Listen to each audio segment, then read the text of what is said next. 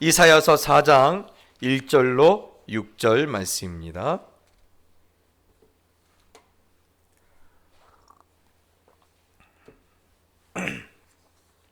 이사야서 4장 1절로 6절입니다. 우리 한 절씩 나눠서 읽겠습니다. 그날에 7 여자가 한 남자를 붙잡고 말하기를 오라 우리가 우리 떡을 먹으며 우리의 옷을 입으리니 다만 당신의 이름으로 우리를 부르게 하여 우리가 수치를 면하게 하라 하리라.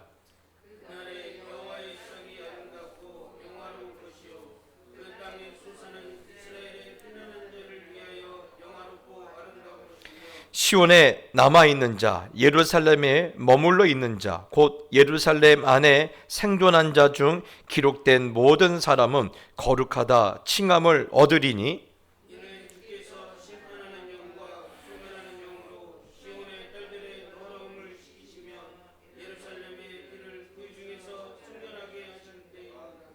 여호와께서 거하시는 온 시온산과 모든 지폐 위에 낮이면 구름과 연기, 밤이면 화염의 빛을 만드시고 그 모든 영광 위에 덮개를 두시며 또 초망에 있어서 낮에는 더위를 피하는 그늘을 지으며 또 풍우를 피하여 숨는 곳이 되리라. 아멘. 할렐루야. 여러분 한 주간 잘 계셨지요? 예. 모처럼 따뜻한 이렇게 주의를 조금 이렇게 경험하게 됐습니다.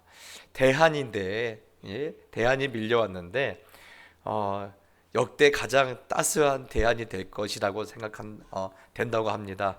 오늘 여러분의 가정에 하나님의 따스한 온기가 늘 충만하게 나타나기를 예수님의 이름으로 축복합니다. 우리 옆 사람 축복합시다. 하나님의 은혜로 충만하시기를 바랍니다. 아멘. 그렇습니다. 은혜밖에 없습니다. 우리 인생 가운데 은혜밖에 없어요. 다른 것은 다 시간이 지나면 낡고 쇠하고 빛이 바랬는데 하나님의 은혜는요 그렇진 않거든요. 여러분들 하나님의 은혜로 여러분의 인생이 만족함이 있기를 축복합니다.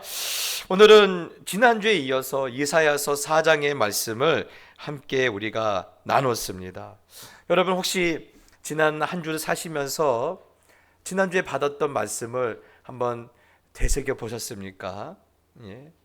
사실 그래요. 저도 이렇게 주일 지난 다음에 한번 저도 제 설교를 들어봐요. 여러분 어떠시겠어요? 굉장히 부끄러워요. 내가 왜 그렇게 했을까?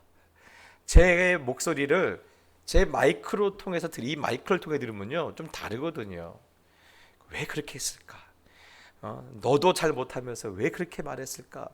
혼자 저 위에서 혼자 무릎을 꼬집고 별짓을 다 합니다.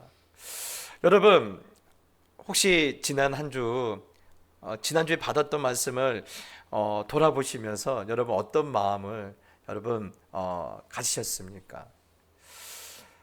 요즘 이사야서를 볼 때마다 그런 마음이 있지 않습니까? 어쩜 지금 우리의 형편과 이렇게 똑같냐? 지금 우리의 상황과 어쩜 이렇게 똑같냐? 여러분 지난 한 주도 우리나라는 참 정신없는 한 주를 또 보냈지요. 여러분 우리나라뿐만 아닙니다. 다른 나라도 마찬가지입니다. 여러분 미국의 바이든은요 참 그 마음이 씁쓸할 거예요. 미국은 웬만하면 대통령들이 재선에 성공해요. 그런데 이 바이든이 재선을 성공하지 못하고 이제 내려와야 하지 않습니까? 옆 나라 이 시진핑은 어떻습니까? 연일이 아주 복잡합니다. 정신이 하나도 없어요. 만만치 않는 시절입니다. 여러분 그런데 이런 시절 가운데 중요한 것은 이 만만치 않는 시절 가운데 저와 여러분이 지금 서 있다라는 거예요. 여러분 인정하시죠? 우리는요 아니야 나는 상관없어 아니에요. 우리는 이런 시절 가운데 지금 살고 있어요. 그러면 여러분 왜 우리가 이런 시절을 공감하고 그것을 인정해야 할까요? 여러분 성경에 보면 참 중요한 말씀을 우리에게 던져주시는데, 창세기 1장 1절에 보면 하나님이 태초에 천지를 창조하셨다라고 하시는 말씀이 있고, 또한 요한계시록 1장 8절에 보면 주 하나님이 이르시되 나는 알파와 오메가라, 이제도 있고 전에도 있었고 장차 올 자요 전능한 자라. 여러분, 이런 말씀들이 우리에게 주시는 명제가 있어요. 그것은요, 하나님은 시간과 공간을 초월하지만 인간은 시간과 공간에 제한을 받는다라는 거예요. 이게 하나님과 인간의 차이예요. 예. 여러분, 다시 말해서 하나님은 그 모든 시간과 공간에 매이지 않지만 우리는요, 시간에 매이고 공간에 매여요. 다른 말로 하면요, 우리가 보고 느끼고 있는 이 시절과 이 상황이 좋든 싫든 내 생명과 아주 밀접하게 연결될 수밖에 없다라는 거예요. 예. 여러분, 그렇기 때문에 제가 여러분에게 이런 시절 우리가 가져야 할 중요한 그런 자세가 있다라면, 무엇을 보느냐가 중요한 것이 아니라 중요한 것은 어떻게 보느냐가 중요하다라는 거예요. 어떻게 보느냐. 얼마 전에 제가 청년들과 일본에 가서 한 개인 미술관을 보러 갔어요. 야, 저는요, 그냥 아무 기대 없이 갔는데 거기서 말로만 듣던 피카소와 이 샤갈이라는 아주 대가들의 그림을 거기서 실물을 봤어요. 실물을. 진짜 감격스럽더라고요. 그런데 그 감격이 1분도 채 지나지 않아요. 우와, 피카소 그림이네 하고 바로 옆으로 넘어가요. 그런데 그 피카소나 샤가 같은 그 그림 앞에는요, 벤치가 있거든요. 왜 있느냐? 미술가들은 그 그림 앞에서 하루 종일 앉아 있는다는 거예요. 저같이 이렇게 봐도 별로 느낌이 없는 사람은 피카소 그림이네 하고 1분도 안 되게 지나갔는데, 그런 사람들은 그 벤치에 앉아서 하루 종일 본다라는 거예요. 사랑하는 성도 여러분, 그렇습니다. 지금 우리는요, 무엇을 보느냐가 중요하지 않아요. 어떻게 보느냐가 중요해요. 예. 특별히 여러분, 우리가 지금 이 혼란한 이 시절 가운데 우리가 봐야 하는 것은 바로 이것입니다. 하나님께서 이 역사를 이끌어 가고 계심을 볼 수 있는 그런 눈이 저와 여러분 가운데 있으면 좋겠어요. 예. 여러분, 만군의 여호와 하나님의 섭리가 여기 있는 우리 한 사람 한 사람의 그런 삶 속에서 소명이라는 이름으로 직결되어 있다라는 것을 여러분이 느끼고, 거기에 대해서 좀 거룩한 부담감을 갖고 이 시절을 좀 살았으면 여러분 좋겠어요. 여러분, 그런 은혜가 여러분 1월에 예배를 드린 우리 모두에 있기를 축복합니다. 여러분, 지난주에도 우리가 이런 말씀 나누지 않았습니까? 이스라엘 백성들은 어떤 땅에 살고 있습니까? 저들이 전쟁을 해서 쟁취한 땅에 살고 있습니까? 저들이 돈을 주고 산 그런 땅에서 살고 있습니까? 아니에요.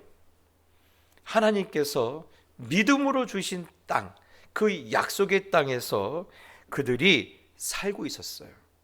그런데 그 약속으로 주어진 그 땅, 은혜로 주어진 그 땅에서 그들은 더 이상 살지 못하고 쫓겨나고 온 세상 가운데 흩어지고, 그래서 그들의 피가 섞이게 되는 비극을 이사야가 바라보면서 그런 답답한 마음을 가져요. 하나님, 과연 우리나라는 소망이 있을까요? 예? 과연 우리 민족의 운명은 어떻게 될까요? 이런 두려운 마음으로 하나님께 나갔다라고 우리가 그런 말씀을 나눴죠. 여러분, 그때 하나님께서는 이사야에게 어떤 말씀을 보여주십니까? 두 번 하나님 나타나셨다고 했어요.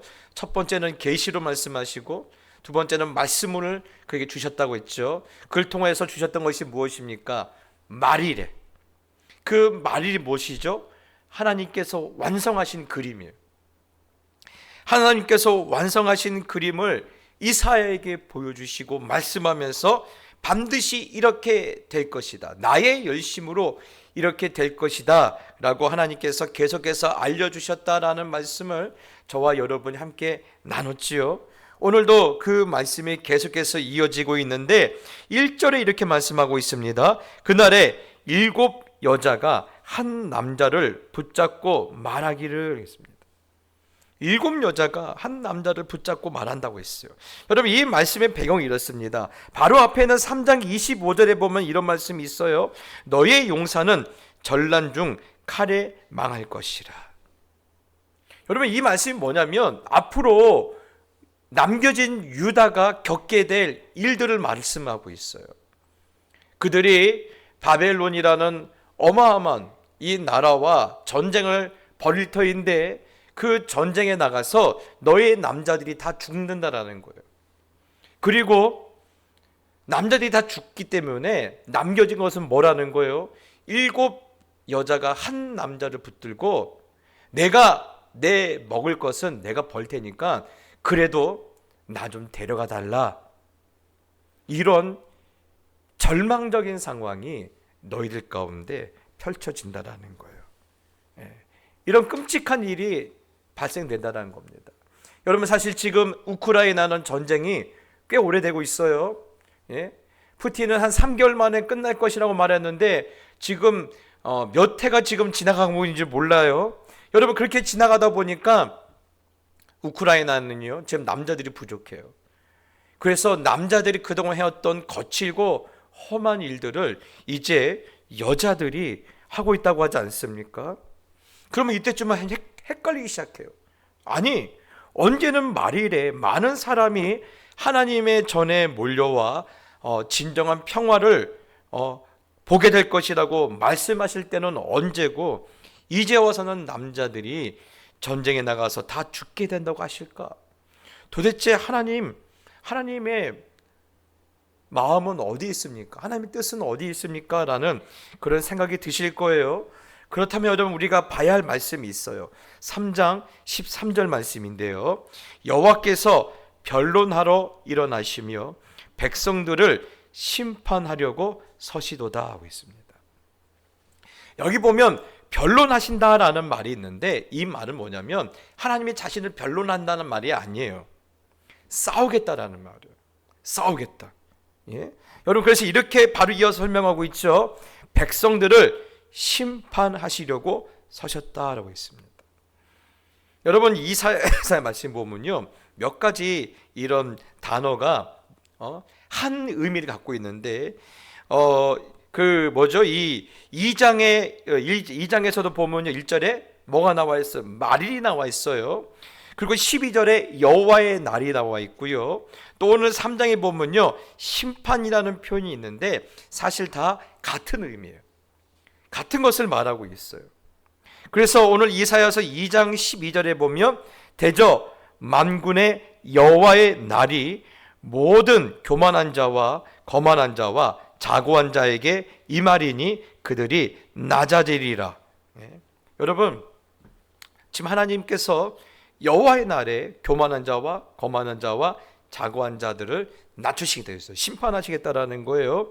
반면에 오늘 보면 4장 2절은 뭐라고 있죠? 그날에 여호와의 삭시 아름답고 영화로울 것이요 그의 땅에 솟아는 이스라엘의 피난한 자를 위하여 영화롭고 아름다울 것이요. 자, 여러분, 하나님께서는요 이사야에게 심판에 대하여 여호와의 날에 대하여 말일에 대하여 이러한 이미지를 말씀하고 있는데 하나님의 백성들에게는 구원과 보상의 날이 되지만 하나님을 외면하고 대적했던 사람들에게는 그날이 진노와 징벌의 날이 될 것이다. 오늘 이렇게 말씀하고 있어요. 여러분, 이 심판이라는 것이 우리가 이 성경에서 볼 때 우리는 이 이미지로 보셔야 돼요. 하나님의 백성들에게는 그날이 어떤 날이에요? 계시록에 보면요, 모든 하나님의 자녀들의 눈에서 눈물을 닦아주시는 날이에요. 저들의 그런 탄식과 저들의 간구에 대해서 이제 응답하시고 하나님께서 보상해 주시는 날이에요. 반면에 하나님을 외면하고 대적했던 사람에게는 그들이 행한 대로 하나님께서 심판하시는 진노의 날이에요. 여러분, 이것은요 단순하게 이사야에 있는 말씀이 아니라 성경 전체에 흐르는 하나님의 그런 말일에 대한, 여호와의 날에 대한 그런 이미지예요. 이것은요 동일합니다. 변하지 않아요.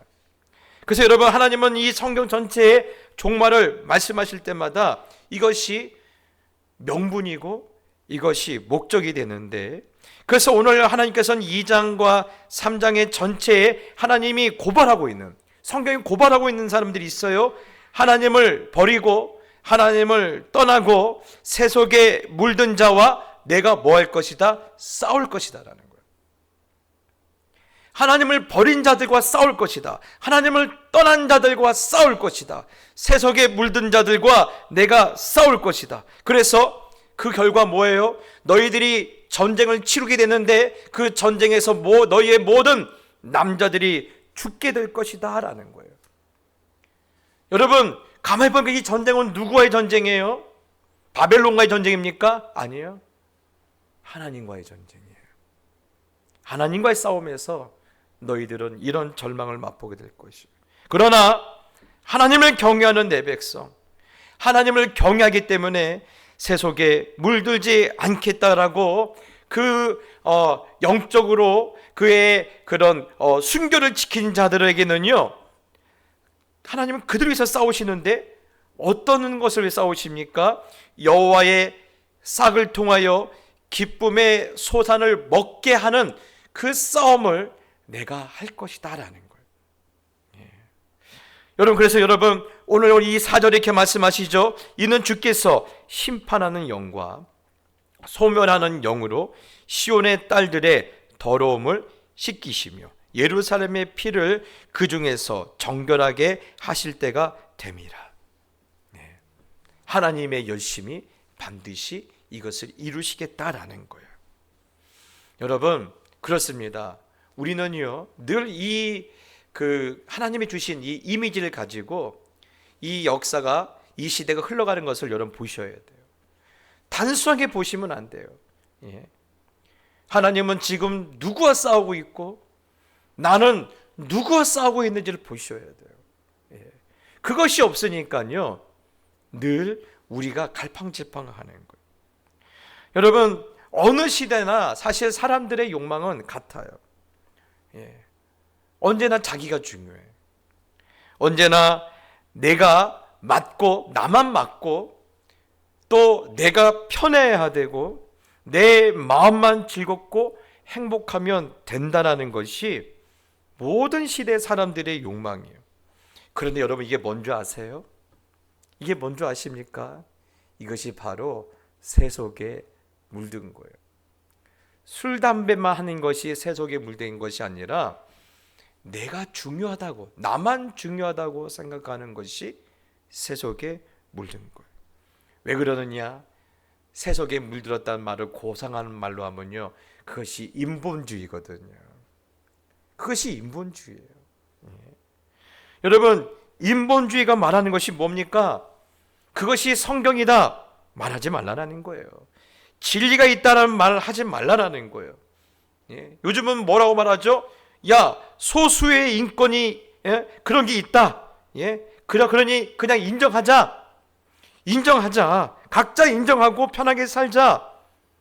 지금 그것이 인본주의가 말하는 것이고 세속에 물든 그런 사람들이 말하는 것이 그거 아닙니까? 나만 편하면 되는 거예요. 나만 옳으면 되는 거예요. 그런데 중요한 것은요, 이런 인본주의가, 이런 세속에 물든 것이 교회 바깥에 있는 사람들의 문제가 아니라 오늘 하나님의 앞에 예배를 드리러 온 하나님의 자녀들 안에 가운데 이것이 있다라는 것이 오늘 성경의 탄식이 아닙니까? 여러분, 그래서 성경은 이렇게 고발하고 있는 거예요. 무엇을 먹고 무엇을 마실까? 무엇을 입을까? 누가요? 교회 안에 있는 자들이, 교회에 있는 하나님을 섬긴다고 말하는 사람들이 세속에 물들어서 튀어나온 말이 뭐라는 거예요? 무엇을 먹을까? 무엇을 마실까? 무엇을 입을까? 늘 고민한다라는 거예요. 여러분, 우리가요 지금 늘 하나님 앞에 나와 기도하는 것이 무엇을 먹을까? 무엇을 입을까? 무엇을 마실까? 이것만 지금 우리가 고민하고 있다라면 죄송하지만 그것은요 기독교적인 정신과 신앙을 갖고 고민하는 것이 아니에요. 그거는요 세속에 물든 상태라는 거예요.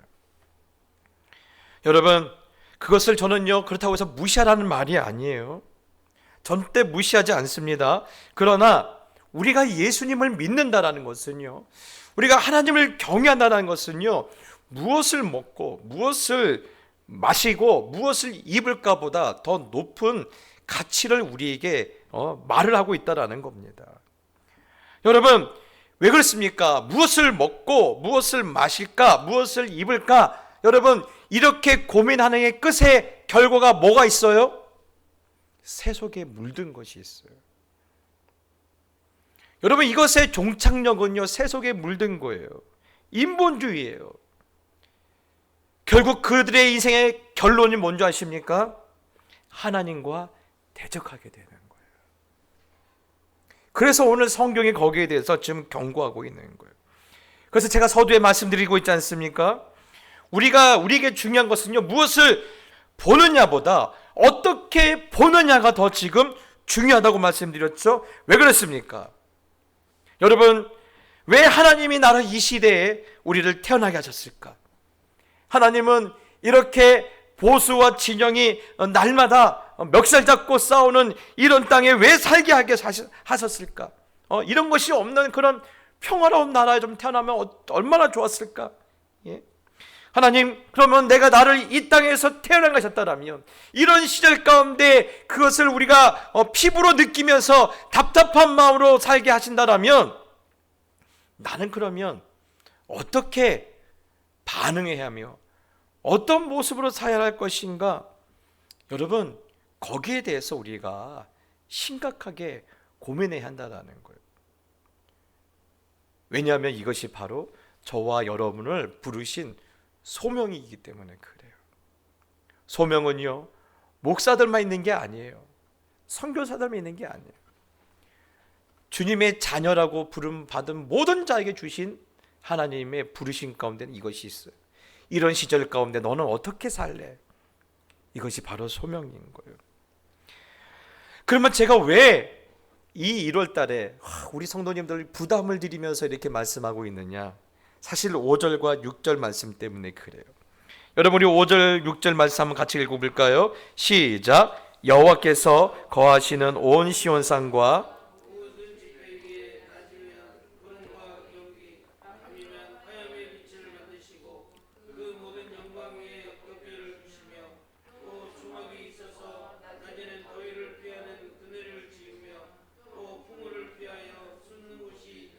아멘. 여러분, 오늘 지금 이 말씀 5절 6절 말씀은요 방금 전에 우리가 나눴던 것처럼 여호와의 삭을 통하여 바로 예수 그리스도를 통하여 완성될 하나님의 회복을 지금 말씀하고 계시는 거예요. 그런데 이 말씀을 가만히 보고 있으면 어떠십니까? 낯선 말씀입니까? 한 번도 들어보지 못한 말씀입니까? 아니죠. 불과 얼마 전까지 그들의 조상들이 매일매일 아무렇지 않게 경험하고 누렸던 하나님의 은혜예요. 그들은 아침에 눈만 뜨면요 낮에는 구름 기둥이, 밤에는 불 기둥이 그들 머리 위에서 그들을 지키고 보호했던 것을 매일매일 보았어요. 뿐만 아니라 여러분, 또 초막에 있어서 낮에는 더위를 피하는 그늘을 지으며 또 풍우를 피하여 숨는 곳이 되리라. 여러분 성지순례 갔다 오신 분은 아실 거예요. 이 이집트 쪽으로 가면요, 공기 중에 이 습도가 없으니까요, 수키로 밖에 있는 그런 사물을 볼 수가 있어요. 여러분, 그런데 그 사막을 이 이스라엘 백성들이 지나올 때 낮에는 구름 기둥이 그들에게 그늘을 만들어 주니까 얼마나 시원하겠어요. 밤에는요, 불 기둥이 그들 가운데 있으니까요, 얼마나 따뜻하게 했어요. 그런데 그것을 바라보는 그런 원수들은 어떻겠습니까?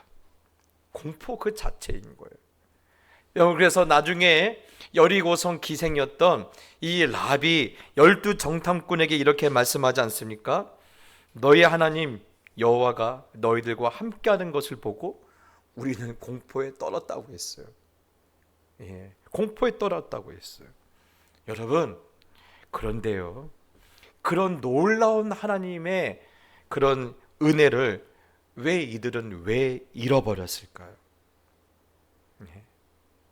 왜 그것을 잃어버리고 구름 기둥과 불 기둥과 함께 하셨던 하나님의 은혜를 잃어버리고 7 여자가 한 남자에게 목숨을 구걸하는 절망만 지금 그들에게 남았을까요? 제가 오늘 이 사장을 통해서 저와 여러분이 나누고 싶은 핵심이 그거예요. 어쩌다 이런 이렇게 되었습니까? 모든 이방 민족들이 그 구름 기둥과 불 기둥을 보고 사시 그 나무처럼 이렇게 그렇게 떠는 그런 일들을 왜 그들은 지금 잃어버렸을까요? 맞습니다. 그들이 하나님을 버리고 세속에 물들었기 때문에 그래요. 성경은 복잡하지 않아요. 하나님을 버리고 세속에 물들었기 때문에 그래요. 여러분, 이렇게 이제 신앙생활을 하다 보면 제가 보니까요, 오늘 여기 성도님 중에서 저보다 신앙생활의 그런 기간이 짧으신 분이 단 한 분도 없어요. 다 저보다 길게 신앙생활 하신 분들이에요. 여러분, 그런데 신앙생활 한번 돌아봅시다. 신앙생활 하면서 가장 큰 두려움이 뭐였습니까? 여러분 인생 가운데 가장 힘들었던 것이 무엇입니까? 사실 신앙생활 하면서 술, 담배 때문에 힘든 게 아니에요. 그렇죠? 가장 큰 어려움과 두려움은 뭐였습니까? 세속에 물들기 쉬운 우리가 스스로 마음을 지켜서 하나님을 경외하는 싸움이 사실 그게 제일 어렵지 않습니까? 세속에 우리의 마음은 세속에 자꾸 물들려고 그래요. 그들이 달콤해요. 그들이 익숙해요. 그런 내 마음을 다시 한번 바로잡아서 하나님을 경외하는 자리에 앉혀놓은 이 싸움만큼 힘든 싸움이 없지 않습니까? 그래서 여러분, 하나님을 경외한다는 것은요, 우리가 죄와의 싸움을 말하고 있어요. 다른 게 아니에요. 하나님을 경외한다는 것은요, 여러분이 헌금하는 게 하나님 앞에 경외하는 것이 아니라, 여러분이 교회 와서 청소하는 것이 하나님을 경외하는 것이 아니라, 여러분의 매일매일 삶에 있어서 죄와 싸우는 것이 하나님을 경외하는 거예요. 하나님 앞에 여러분 세속에 물들지 않겠다라고 그 마음을 지키는 것이 하나님을 경외하는 거예요. 에이, 별거 아니네. 여러분, 죄와 싸운다라는 것이 별거 아니라고 하신 분들은요, 죄송하지만 아직 죄가 뭔지 모르신 분들이에요. 죄가 뭔지 모르니까 이것쯤이야 라고 하는 거예요. 죄가 뭔지 모르니까 이것쯤이야 하는 거예요. 여러분, 아담과 하와가 왜 범죄하죠?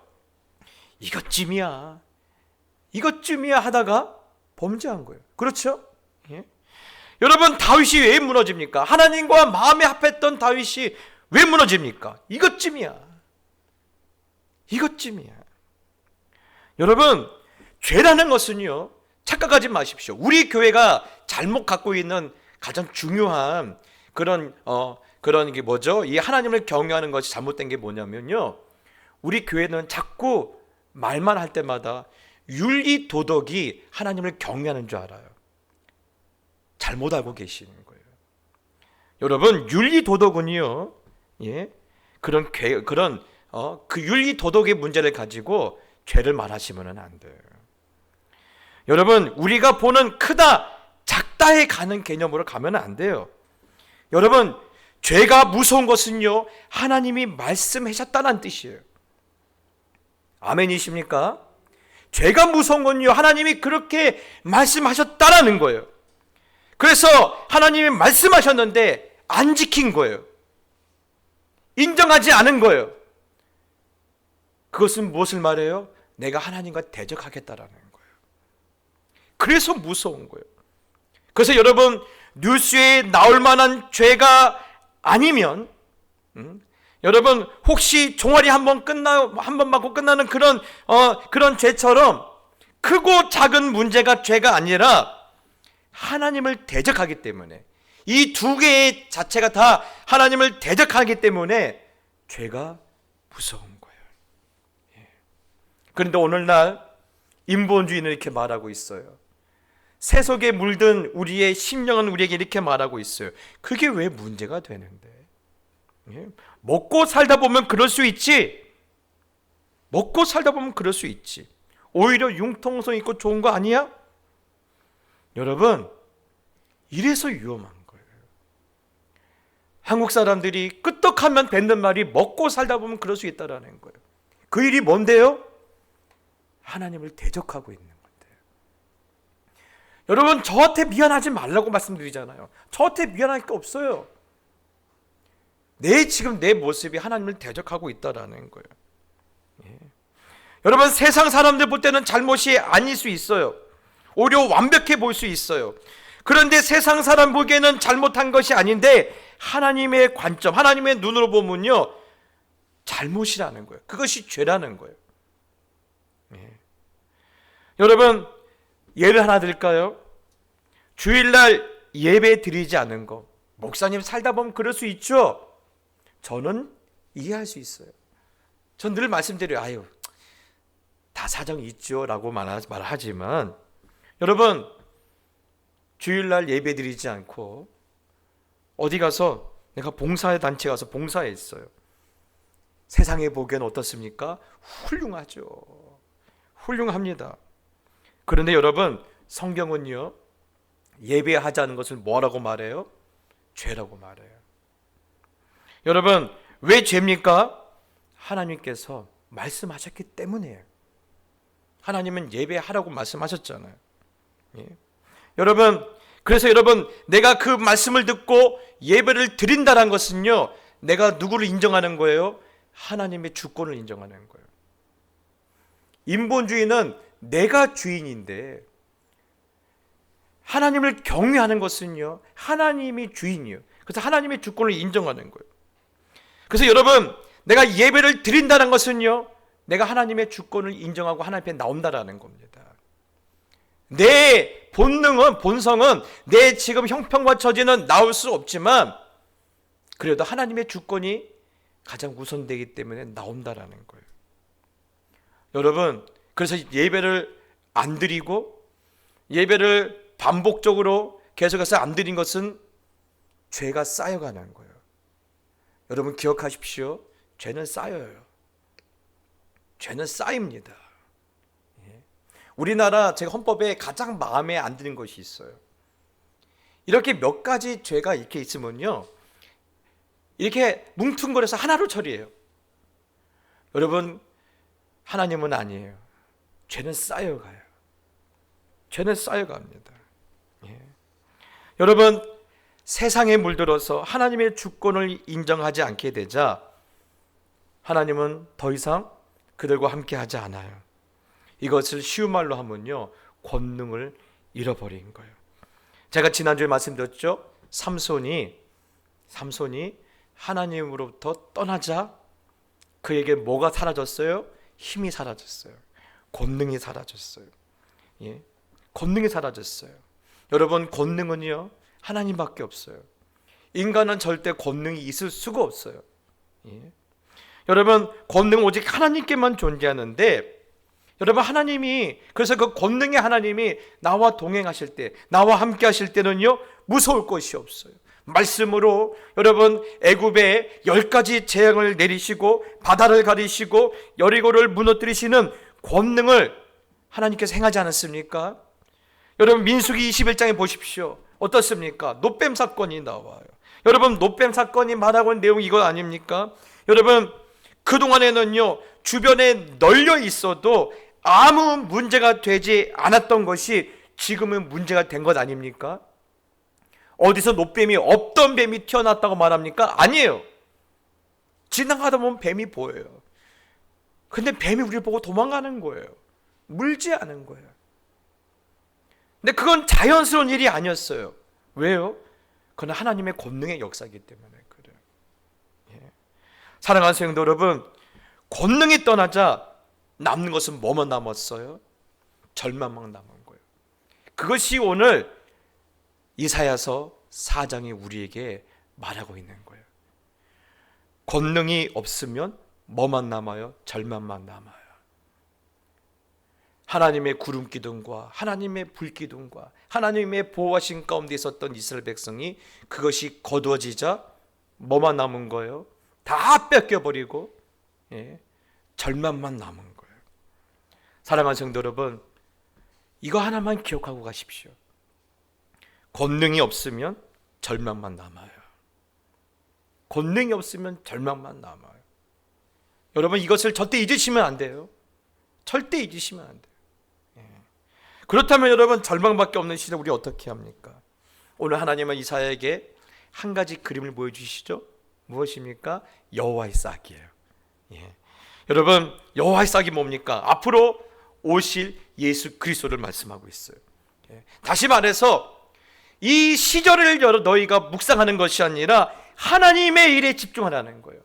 하나님의 일하심에 집중하라는 거예요. 여러분 우리가 하나님의 일을 집중하지 않으면요 우리의 눈은 자연스럽게 세상을 보게 되어 있어요. 여러분 우리는 예수님께 집중하셔야 돼요. 히브리서도 말하고 있습니다. 너희가 예수 그리스도께 너희의 눈을 고정하라고 했어요. 고정하라고 했어요. 여러분 오늘 아까 우리 장집사님 기도하셨던 것처럼 그렇습니다. 우리가 그리스도께 고정하잖아요. 그러면 어쩌면 우리는요 은과 금은 없을 수 있어요.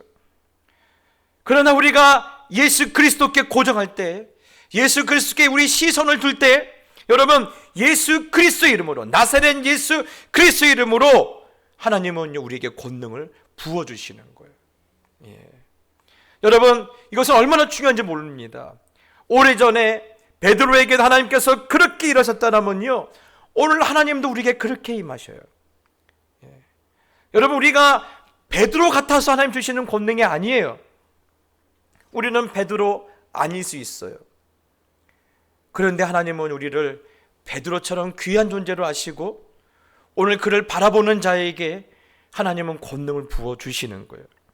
사랑하는 성도 여러분, 이것이 바로 오늘 우리에게 주신 소명이에요. 권능을 받으라는 거예요. 권능을 받으라는 거예요.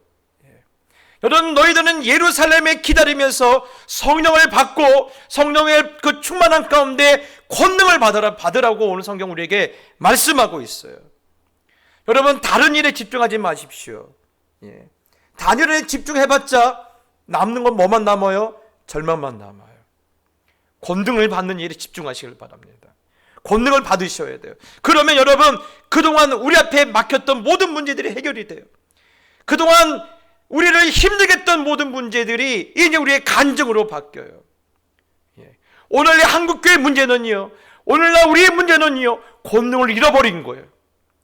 여러분 어쩌면 이 이사야서 4장 1절의 말씀은요 권능을 잃어버린 오늘 이 시대 한국교회를 말하고 있어요. 권능을 회복하십시오. 권능을 회복하십시오.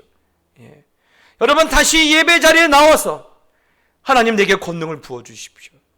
하나님 내게 다시 한번 하나님의 영광을 비춰주시옵소서. 나와 함께 하신 능력을 보여주시옵소서. 여러분 그렇게 부르짖음으로 말미암아 이제 우리는요 다시 1년이라는 시간을 달려가지 않습니까? 또 한 주의 시간을 달려가 있는데 권능을 주실 하나님께 집중할 때 그 권능을 받아 모든 상황에서 넉넉하게 이기게 되시기를 예수 그리스도의 이름으로 축복합니다. 이 시간 우리 한번 찬양합시다. 허무한 시절 지날 때, 깊은 한숨 내쉴 때 그런 풍경 보시며 탄식하는 분이 있네. 여러분, 우리 가운데 권능을 주시려고 우리 가운데 오신 성령을 바라보며 이 찬양 하나님께 올려드립시다.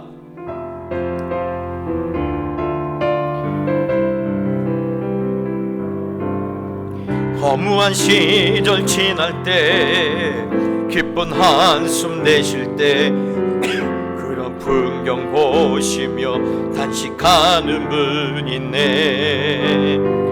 고와 같이 너희를 버려두지 않으리. 내가 너희와 영원히 함께하. 우리 한 번 더. 허무한 시절 지날 때, 허무한 시절 깊은 한숨 내쉴 때, 깊은 한숨 그런 풍경 보시며, 그런 풍경 보시며 탄식하는 분. 고와 같이 너희를, 고와 같이 너희를 버려두지 않으리.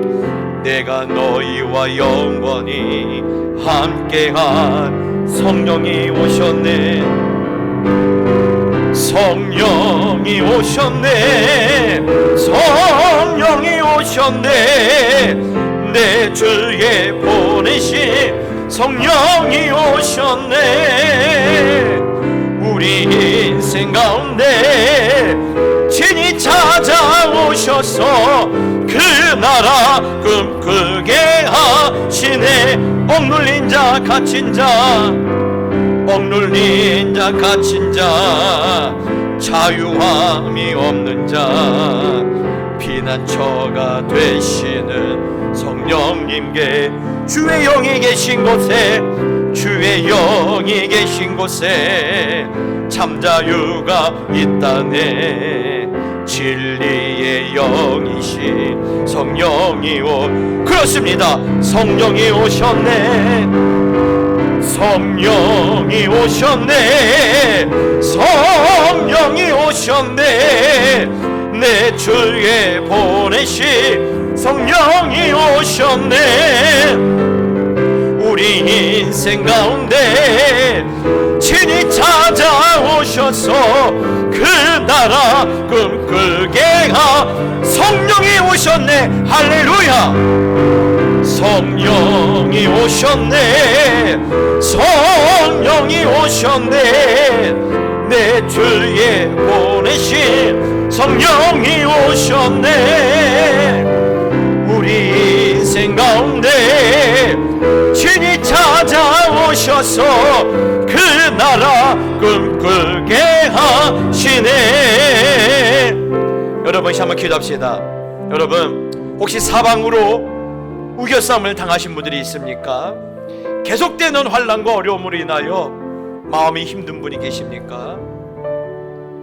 갑자기 튀어나온 어려움이 아니에요. 전에도 어려움은 얼마든지 있었어요. 전에도 수많은 그런 난제들로 우리는 사방으로 애워싸움을 당했어요. 근데 그때는 쉬웠어요. 근데 지금은 왜 어려울까요? 그때는 우리 가운데 권능이 있었거든요. 근데 지금은 권능을 잃어버렸기 때문에 마치 힘을 잃어버린 삼손처럼 끌려다니고, 권능을 잃어버린 이스라엘 백성 가운데 불뱀이 날뛰는 것처럼 지금 우리 상황이 그렇게 된 거예요. 하나님, 다시 권능을 부어주시옵소서.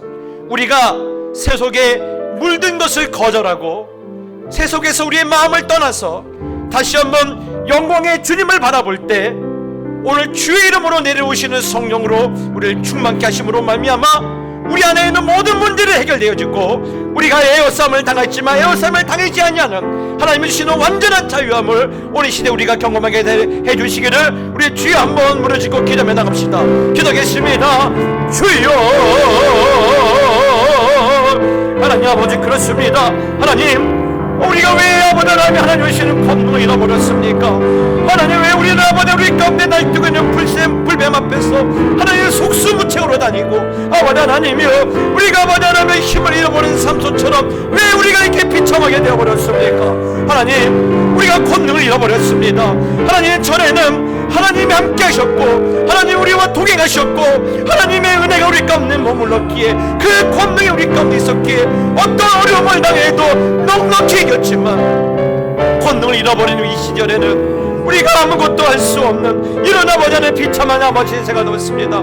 권능을 잃어버리고 절망만 남은 우리를 불쌍히 여겨주시고 다시 한번 아버지 하나님 권능을 내려 주시옵소서. 오늘 세속에 물든 것을 거부하고 오늘 세속에 물들던 나 자신을 앞에 회개하고 오늘 주의 권능을 구하는 모든 하나님의 자녀들에게 오늘 위로부터 내려온 하나님의 권능의 그 충만함과 그 하나님의 그 능력을 오늘 다시 한번 허락하여 주시고 오늘 그 권능으로 말미암아 사방에 우겨싸움을 당하였지만 쌓이지 아니하며 거꾸로 팀을 당하지만 거꾸로 뛰지 아니하고 넘어지지 아니하고 하나님 그 모든 상황에서 넉넉히 이기게 되는 하나님의 자녀의 그 권세를 누릴 수 있도록 축복하여 주시옵소서.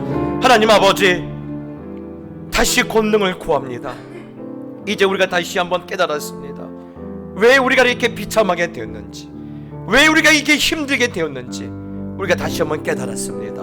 하나님 세속에 물들었던 저희들의 몸과 마음을 하나님 앞에 회개하며 나갈 때 하나님 다시 한번 우리를 새롭게 하여 주시고 이스라엘의 백성들을 하나님께서 정결하게 하시고 오늘 그들에게 옛 조상들에게 주셨던 그 권능을 다시 한번 부어주시겠다고 약속하셨다오니 하나님 그 약속의 말씀대로 오늘 우리 가운데 이루어 주시고 하나님 믿음의 주요 온전케 하시는 예수 그리스도를 바라보겠다고 다시 한번 그 마음에 결단하는 모든 하나님의 자녀들에게 오늘 나사렛 예수 그리스도의 이름으로 일어나는 하나님의 권능의 역사를 다시 한번 허락하여 주시고 하나님 우리 가운데 있었던 모든 문제들이 올해는 넉넉하게 해결되는 그런 아버지 놀라운 한 해가 될 수 있도록 아버지 하나님 축복하여 주시옵소서. 이제는 우리 주 우리 구주 예수 그리스도의 놀라우신 은혜와